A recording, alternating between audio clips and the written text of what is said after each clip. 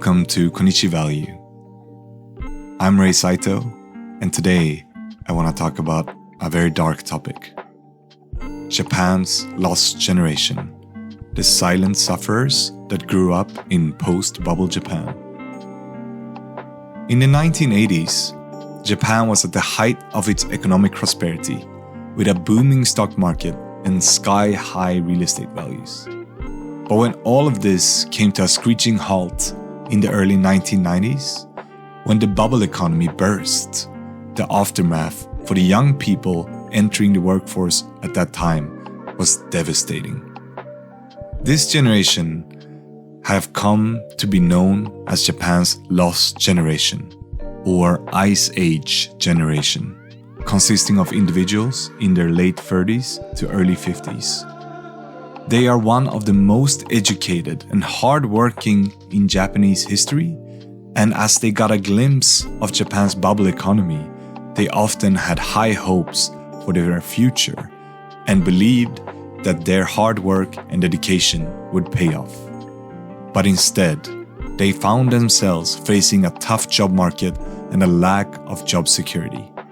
Many new graduates were unable to find work in their field and often were forced to take low-paying, menial jobs just to make ends meet. The impact of Japan's financial turmoil following the burst of perhaps the largest economic bubble in history has hit this generation the hardest.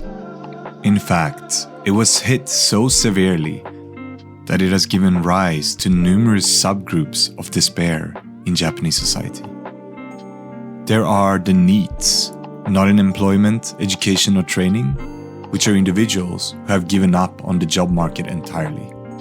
Or the fritas, which are people who have given up on a stable career and settled for low-paid, temporarily and part-time jobs. And perhaps the darkest of them all, the hikikomoris, individuals who have completely withdrawn from social life and become reclusive, often isolating themselves in their homes for months, years, or sometimes their entire lives. Groups like these unmistakably exist in various countries across the globe.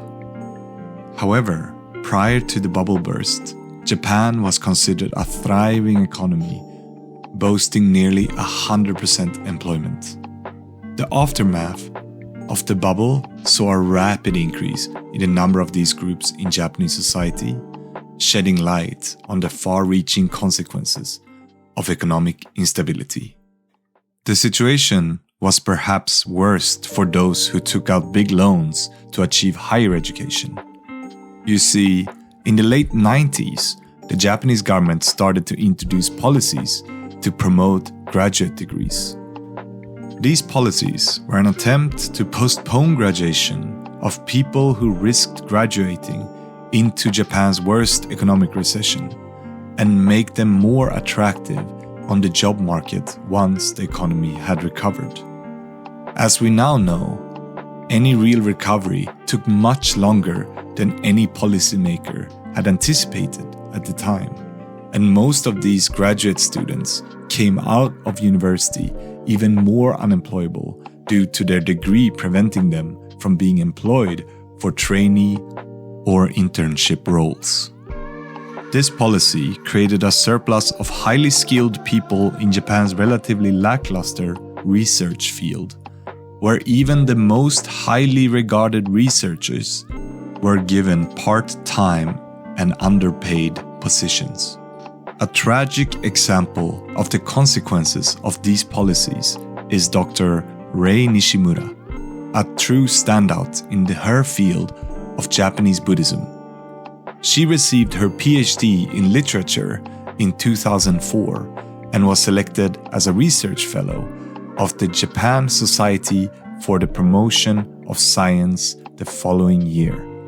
Her hard work and dedication to her studies paid off, and she received a series of awards for young researchers in 2009.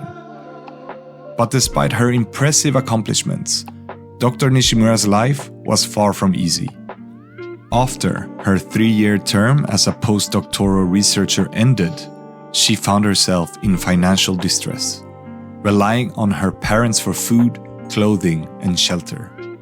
Despite applying to over 20 universities for research positions, her applications were rejected, with some even returned without being read. Desperate for stability and security, Dr. Nishimura married a man she met online in an attempt to improve her situation. But their life together soon fell apart, and she became mentally ill, blaming herself for the failed relationship.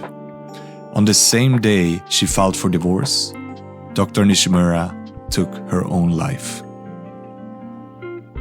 Her father, who is now 84 years old, spoke out about the tragedy, saying, "Today's universities in Japan are not looking for intelligence, but rather easy-to-use labor." Ray became far too aware of this. However, it's not all doom and gloom for this generation. It's also important to recognize that many accomplishments and successes of the generation that has maybe been dealt the worst hand in Japanese history since the post-war era. You see, despite these horrible odds, many of the people from this generation have found incredibly fulfilling careers, with Japan still boasting one of the lowest unemployment rates in the world. From tech giants like SoftBank to cultural icons like Masashi Kishimoto, the creator of Naruto, this generation has produced some of the most influential and successful people and companies of our time. While it may be tempting to dwell on the difficulties faced by this generation, it's also important to take a step back and acknowledge their perseverance and resilience in the face of adversity. Despite these challenges, there are reason to be hopeful for the future, as this generation continues to make its mark on the world. Thank you so much for tuning in to my channel. And if you're interested in more articles like this, please like and subscribe this video, and please visit my website konichivalue.com, where you can find more analysis, investment advice, and news about the business world of Japan. Have a very great day. Bye-bye.